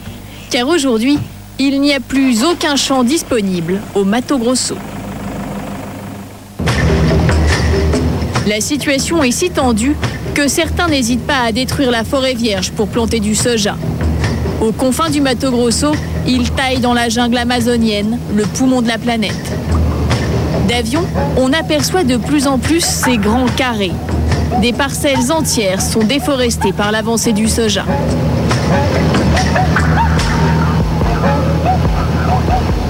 20 ans après la colonisation du Mato Grosso, comment le gouvernement brésilien peut-il maintenant freiner la ruée sauvage sur la forêt amazonienne ? À Sinop, dernière ville en allant vers le nord, celui qui est chargé de faire respecter la loi, c'est Roberto Agrin, le shérif de la forêt. Au Brésil, en théorie, la déforestation illégale est punie par 2 500 € d'amende par hectare et jusqu'à 3 ans de prison. Mais en pratique, c'est une toute autre histoire. Car voici à quoi ressemble le QG des forces spéciales de Roberto. Un modeste bureau. Augusto, c'est aí, meu filho. En tout, 5 fonctionnaires pour surveiller l'équivalent de 5 départements français. Leur seul luxe, des images satellites qui surveillent en temps réel ce qui se passe dans la jungle. Quand une couleur grise apparaît sur l'écran, c'est qu'une déforestation illégale est détectée. Aujourd'hui, les propriétaires n'ont plus autant de liberté qu'il y a 20 ans.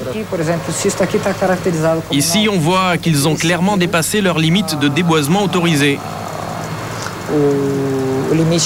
Cette limite, c'est 20% d'une propriété.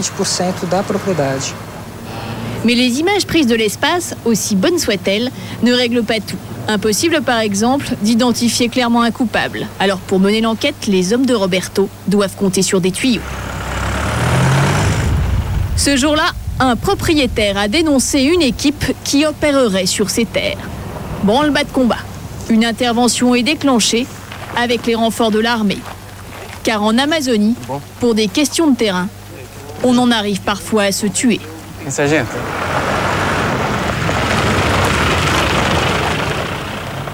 La propriété qu'ils doivent contrôler est située à 80 km de là. Pour y parvenir, 3 heures de piste boueuse au milieu de la jungle. Sur place, les hommes de Roberto découvrent sans mal un campement, visiblement habité.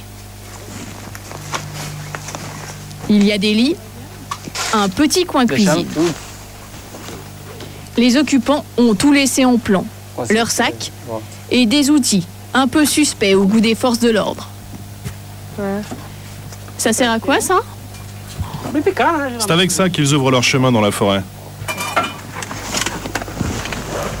À 200 mètres de là, la police interpelle un premier suspect.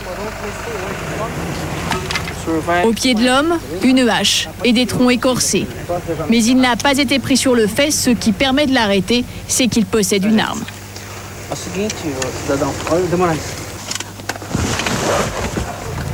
L'homme vient d'une ville située à 400 km de là. Je suis ici depuis 4 mois. Pourquoi vous êtes venu ici? Por que o senhor veio para cá? Por que o senhor veio para cá? Pour faire de la culture, c'est le rêve de tous les Brésiliens. Tractopelle, tronçonneuse, du matériel lourd pour déforester.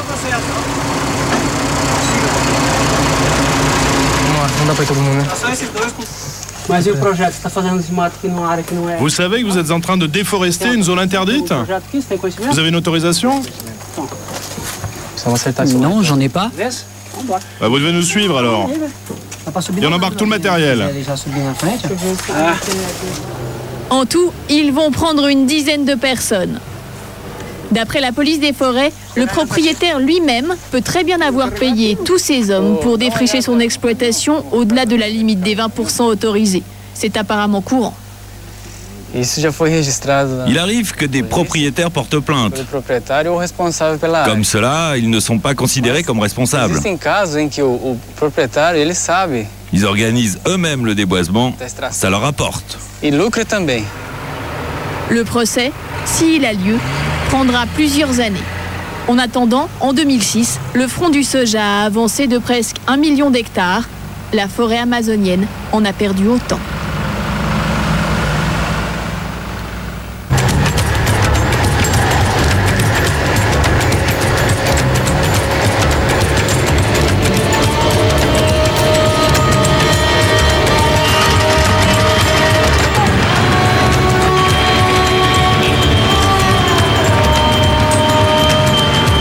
Les grands gagnants de la mondialisation, ce sont évidemment ceux qui envahissent nos rayons avec leurs produits. Mais ce ne sont pas les seuls. À l'ombre de ces géants, il y en a qui arrivent à profiter de cet énorme boom de façon parfois très surprenante. Regardez autour de moi ces buildings ultra modernes, ces avenues très bien entretenues. On pourrait se croire dans une ville européenne ou américaine, et pourtant on est bien en Inde, à Magarpata, au sud de Bombay. Une ville conçue pour 100 000 habitants, mais surtout une ville privée qui appartient, écoutez bien, à des paysans. Alors, comment est-ce possible? Comment des paysans pauvres ont-ils bâti une ville sur leur propre champ? Eh bien, nous allons maintenant rencontrer celui qui a tout imaginé. Il y a quelques années, il faisait pousser de la canne à sucre. Aujourd'hui, il fait pousser une ville.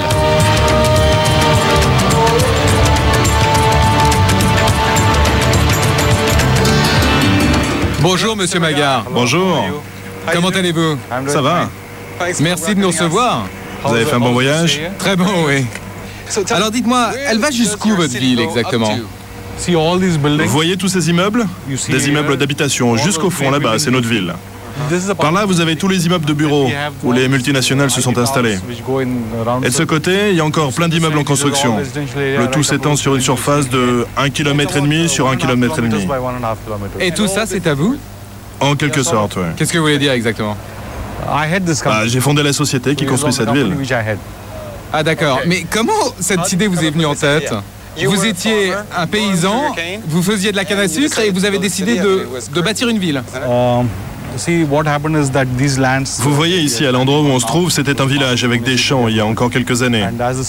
Mais à cette époque, la ville d'à côté grandissait de plus en plus, elle venait vers nous. Alors ce qui se passe normalement en Inde dans ces cas-là, c'est que des gens s'installent sur vos terres illégalement. Donc ça veut dire que le terrain de foot, ou plutôt le terrain de cricket qui se trouve là, c'était un champ de canne à sucre qui vous appartenait et vous aviez peur que des bidonvilles s'installent sur vos propres terres. Ouais, c'est ça. Et je me suis dit que plutôt que tout ça nous échappe, il valait mieux s'associer. Dans notre village, on était 120 familles et chacune était propriétaire de ces terres depuis 3 siècles. On s'est dit, pourquoi pas construire une ville? Et du coup, plutôt que de tout vendre, on a mis nos terres en commun dans une société et on a imaginé la cité qu'on allait construire dessus. Alors d'accord, c'est une très belle idée, mais comment avez-vous trouvé de l'argent pour financer un tel projet? Au départ, aucune banque n'a voulu nous faire confiance. Personne ne voulait nous prêter de l'argent. Mais j'ai fini par rencontrer un financier, quelqu'un d'assez gonflé, qui était prêt à courir le risque. Il s'est dit, allez, on tente le coup avec une somme minimum. Et c'est comme ça qu'on a démarré avec 400 000 euros, en construisant nos premiers immeubles. Lesquels? Ceux-là là-bas. Les jaunes, là, les beiges? Oui, on a gagné de l'argent en vendant les appartements et puis tout s'est enchaîné. Donc vous avez fait fortune aujourd'hui? On peut dire ça, oui. Combien vous pesez aujourd'hui? Vous pensez? J'ai pas calculé. Allez. Pour vos enfants. Ils ont besoin de savoir. Je ne sais pas vraiment. On va dire la fortune de ma famille, c'est aller 200 millions d'euros. Merci.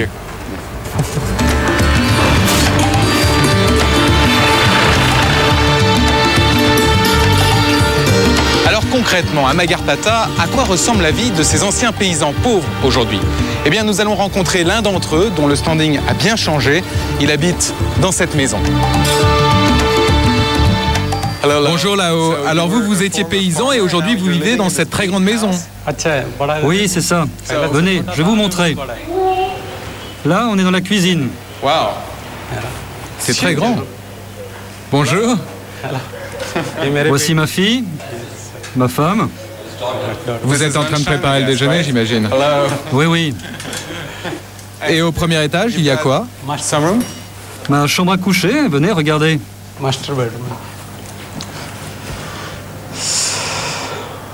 Ça doit vous changer de la vie d'avant, j'imagine. Oui, ça me change vraiment. Vous savez, quand j'étais paysan, je n'avais pas de lit, on dormait tous par terre. Et là, c'est votre terrasse? Oui, voici ma terrasse, je vous en prie, venez. Mais alors ici, il y avait quoi avant exactement? Ici, il y avait mon champ. C'était là où je cultivais ma canne à sucre. Et vous arriviez à bien gagner votre vie avec ce champ? Non, je gagnais juste de quoi vivre, pas plus. J'arrivais tout juste à gagner entre 50 et 60 euros par mois pour ma famille, c'est tout. Et aujourd'hui? Vous savez, comme toutes les 120 familles du village, j'ai des actions dans la société qui gère la ville. Alors je gagne de l'argent sur les ventes de logements, je gagne de l'argent sur les locations. Et puis aussi, je me suis lancé dans le bâtiment. J'ai créé mon entreprise de construction.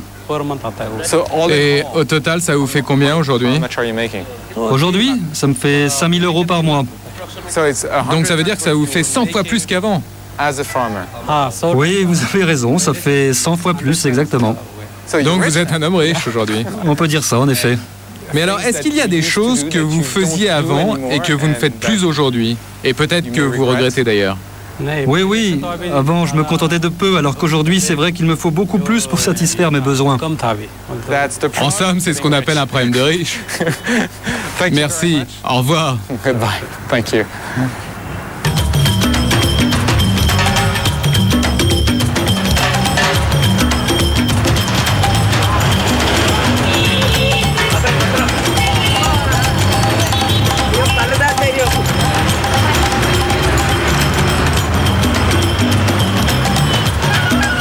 Il faut quand même préciser que Magarpata, ça fait un peu figure d'exception en Inde. Car ici, la vie, eh bien, ça ressemble plutôt à ça. Des villes qui grouillent en permanence avec du monde, du bruit et de la chaleur. Mais attention, ce chaos, cette ambiance survoltée cache une autre réalité, celle où l'on trouve des industries de pointe, des industries de haute technologie. Et ça, c'est un point commun à tous les pays émergents actuellement. Vous allez maintenant découvrir le parcours d'un homme qui a littéralement envahi nos rayons d'hypermarché avec ses produits. Pour vous donner une idée, un téléviseur sur 4 que l'on achète en France sort de ces usines. Mais pour trouver ces usines, il faut aller au fin fond de la Turquie. C'est un reportage de Virginie Henaf. L'accueil est digne d'un chef d'État. Hélicoptère privé, garde du corps et berline de luxe, Ahmet Zorlu est un des chefs d'entreprise les plus influents en Turquie. Il dirige la plus grande usine d'électroménager du pays, Vestel City. Et tous les jeudis, c'est un rituel immuable. Le patron vient passer quelques heures dans les ateliers. Comment ça va? Alors, quoi de neuf cette semaine? La production, ça va? Ici, 35 000 téléviseurs sont fabriqués chaque jour. Vous faites des LCD, c'est ça? Zorlu, son nom ne vous dit sans doute rien, et pourtant ses produits envahissent nos rayons. En Europe, un téléviseur sur 4 vient de chez lui. Nous fabriquons nos propres marques, mais aussi pour des marques de distributeurs ou pour des marques internationales qui sont connues. Produisez pour quelle marque française? Nous fabriquons pour Carrefour, par exemple. Pour Carrefour et sa marque Blue Sky, mais aussi pour Hyundai, Sanyo ou encore Hitachi, en tout une cinquantaine de marques internationales. 9 téléviseurs sur 10 fabriqués ici partent à l'étranger. Et pour se déplacer dans son usine, Ahmet Zorlu dispose d'une voiturette de golf. Mais là, ce n'est pas du luxe. Allez, on y va. Car au total, son usine fait 750 hectares. 11 000 ouvriers travaillent à la chaîne pour fabriquer des télévisions, mais aussi pour des cuisinières, des machines à laver ou des frigos, pour des marques du monde entier. Zorlu, c'est un empire.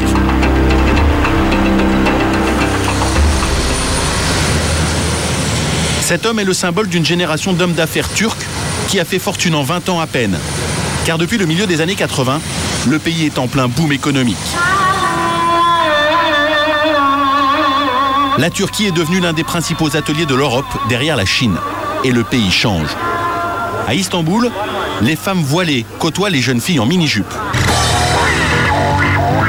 Dans les rues, les tramways flambant neufs ont fait leur apparition et dans certains quartiers, on pourrait se croire dans n'importe quelle capitale occidentale. Le pays compte même aujourd'hui plus de milliardaires que la France. Et Ahmet Zorlu est l'un des plus étonnants. Électroménager, mais aussi finance, énergie ou tourisme, il pèse 1,3 milliard d'euros. Dans cette ville, à côté des mosquées de l'Empire ottoman, sa tour ne passe pas inaperçue, marquée d'un Z qui veut dire Zorlu. Pourtant, au départ, rien ne le prédestinait à une telle réussite. Alors comment a-t-il fait fortune et comment s'est-il imposé en Europe?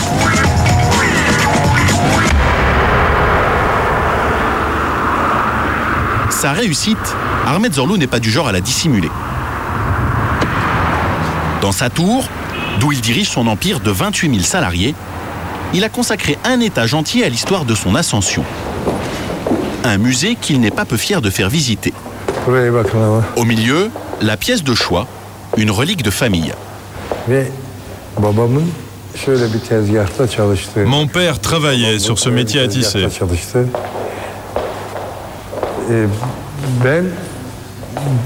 Moi, c'est sur cet appareil que j'ai appris à travailler, quand j'avais 7 ou 8 ans. Tisserand, son père fabriquait des draps et des rideaux dans la petite ville de Denizli. Son fils Ahmet arrête l'école en primaire pour donner un coup de main dans la boutique familiale. À l'âge de 15 ans, avec son frère, ils partent à Trabzon, à l'autre bout du pays. Sur les conseils d'un de leurs oncles, ils y ouvrent la première boutique de linge de la ville. 35 mètres carrés remplis de draps tissés par leur père. À l'époque, l'économie turque vit en autarcie. Les frontières sont quasiment fermées aux imports et exports. Ce qui va faire décoller les affaires d'Ahmet, ce sont les idées qu'il déniche lors de voyages à l'étranger.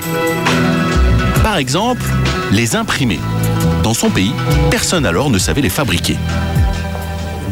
En 1975, je suis allé à un salon à Milan. J'ai découvert ça là-bas. Alors j'ai acheté la machine pour faire ça ici, mais j'ai changé les motifs pour l'adapter à nos goûts. Pendant 20 ans, Ahmet Zorlu s'inspire ainsi des modèles européens. Ses imprimés, ses dentelles ou ses broderies font un carton. Mais c'est dans les années 80 qu'il va gagner ses premiers millions, avec une idée pour le moins originale. Regardez, c'est moi qui ai inventé ça, imaginez-vous. Un apron sur une télé. Ça m'est venu à l'esprit car notre machine avait une largeur de 3,30 m. En Europe, on me commandait des rideaux de 2,50 m. Alors il me restait des bouts de 80 cm. Je me suis dit, je vais en faire des napperons pour la télé. Mais je peux vous dire que j'en ai vendu 10 millions de ces napperons. Ouais, 10 millions. Il aurait pu vendre des tissus toute sa vie en Turquie, mais un homme politique va faire basculer son destin. Turgut Özal. Nommé Premier ministre en 1984, ce chef d'entreprise révolutionne l'économie turque. Il ouvre les frontières et offre des facilités de crédit aux entrepreneurs. Ahmet Zorlu emprunte alors 1,5 milliard de dollars à l'État et s'attaque à de nouveaux marchés. Son plus gros coup, il le réalise à 40 minutes d'hélicoptère d'Istanbul. C'est Vestel City. Au départ, une simple usine de téléviseurs qu'il rachète. Mais grâce à son empreinte d'1,5 milliard de dollars, il construit 8 autres bâtiments, un temple consacré à l'électroménager. Ces machines à laver, ces télés, ces cuisinières vont inonder les foyers turcs sous-équipés dans les années 80. Mais il va aussi réussir à convaincre toute l'Europe de se fournir chez lui. Steve Rowe est anglais. Cette année, il veut lancer une gamme de 200 000 cuisinières bon marché. Et il envisage de les faire fabriquer ici. D'abord parce que c'est moins cher. Le salaire minimum pour un ouvrier est de 250 € par mois, contre 1200 à 1500 en France ou en Angleterre. Mais Steve Rowe a aussi des exigences de qualité. Je cherche toujours les défauts. Vérifier que personne ne risque de se couper. Non, là, c'est bien. Les 3 principaux défauts sur une cuisinière sont les angles qui ne doivent pas couper les mains, la solidité de la vitre du four qui ne doit pas exploser, et enfin les températures sur la porte du four. Voilà, c'est ça les 3 principaux défauts. Mais là ça va, hein. C'est bien. Mais surtout, Steve Rowe vient en Turquie parce que ce n'est pas trop loin de chez lui. Ça réduit les coûts et les délais de livraison.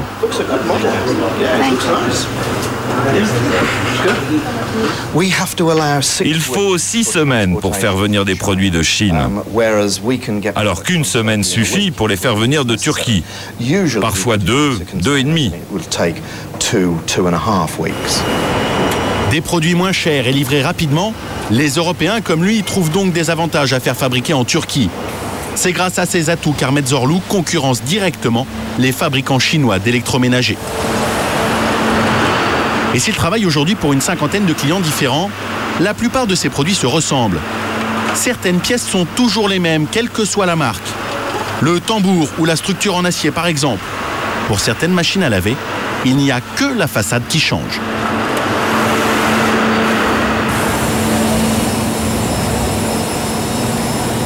Regardez, cette partie est différente et celle-ci est différente, mais l'intérieur c'est pareil. Le cœur, les poumons, c'est pareil. Une autre façon de réduire les coûts. Car les pièces standards qui composent les machines, ils les achètent en énorme quantité pour les avoir au plus bas prix. Des millions de pièces qui viennent le plus souvent d'Asie. Prenez les téléviseurs écran plat par exemple. Ils sont composés de centaines de petites pièces électroniques comme celle-ci.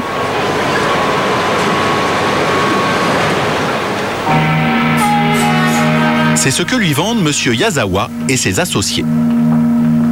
Ce jour-là, ils ont été convoqués par l'acheteur de Zorlu, Boris Pamber.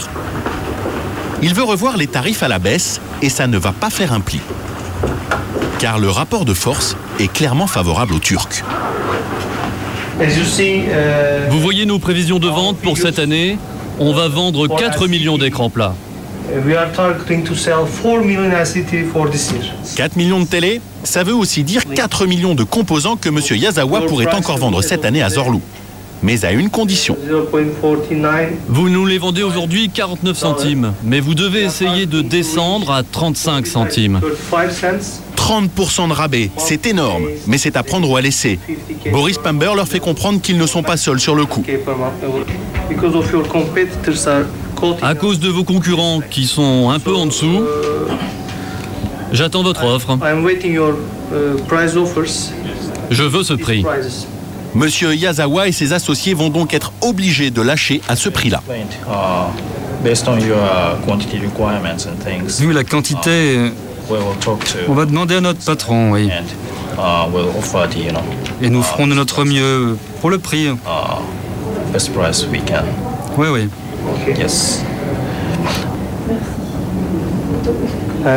Merci. Boris Pamber a l'assurance et le sourire tranquille du vainqueur. L'affaire a été pliée en un quart d'heure.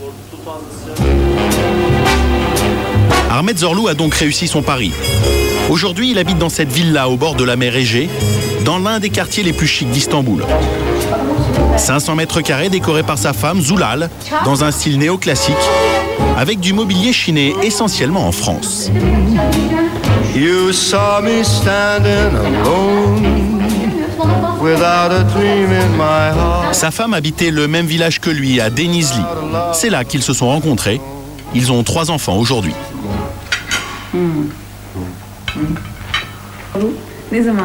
Depuis combien de temps vous êtes ensemble?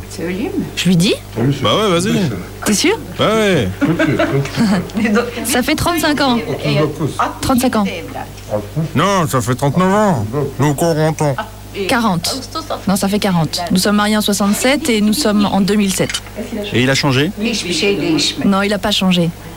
Monsieur Ahmet est toujours le même. Mais ce sont nos moyens qui ont changé. Mais le pire avec lui, c'est qu'il se met très en colère à tout moment. Bon, pas aussi souvent qu'avant, mais c'est sa personnalité.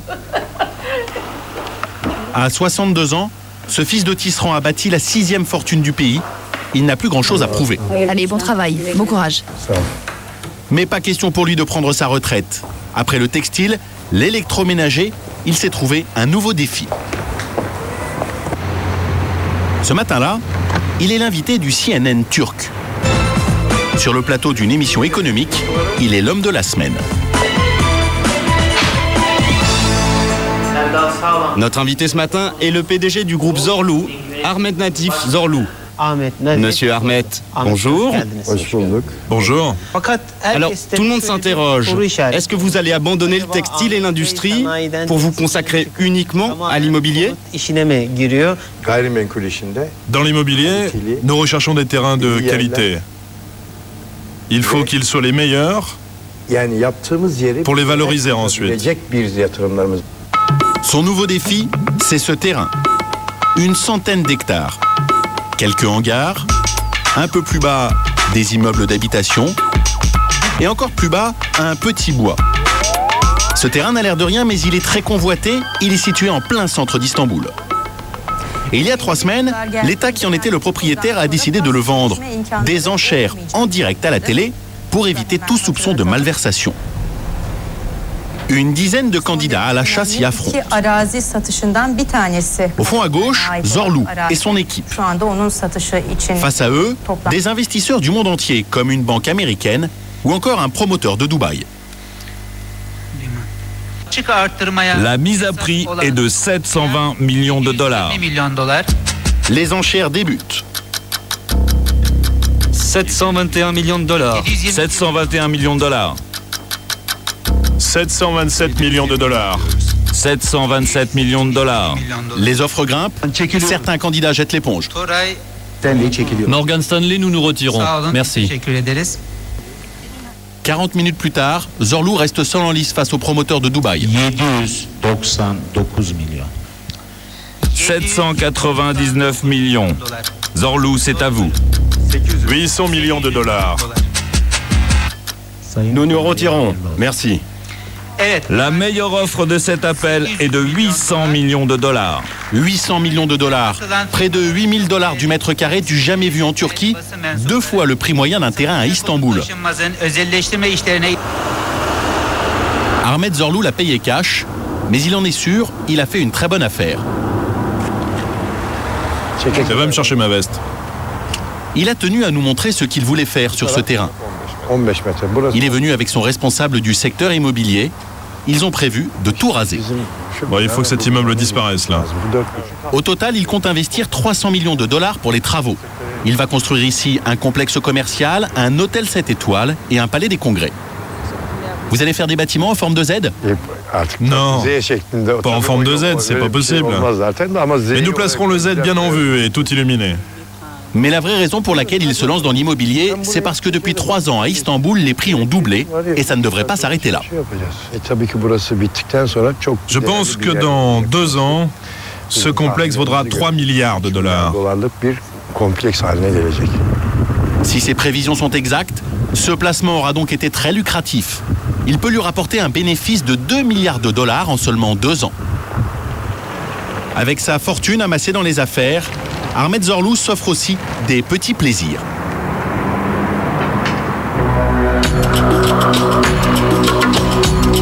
Voici son dernier caprice.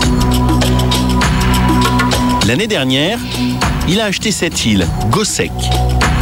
Il vient y passer tous ses week-ends. Regardez-moi cette beauté. Regardez-moi ça. Un endroit paradisiaque. 400 000 m² de terrain, 75 000 oliviers et seulement 4 maisons pour lui et ses enfants.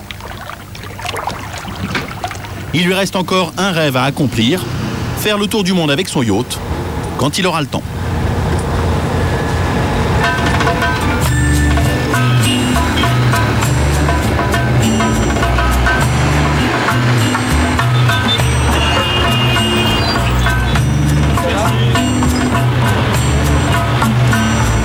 Voilà, notre voyage en Inde et plus largement au pays de ses nouvelles fortunes est maintenant terminé. Nous avons préparé cette émission avec Philippe Pécoul, Thibaut de Barberac, Fabien Vincent, Emmanuel Leclerc, Pénélope Ponté et Laurent Renaudy. Tout de suite, enquête exclusive avec un document inédit signé Laurent Huberson, consacré à ceux qui protègent les grands de ce monde, que ce soit le président de la Russie Vladimir Poutine ou que ce soit les candidats à l'élection présidentielle. Ce sont les gardes du corps de la République. Bonsoir et bonne semaine.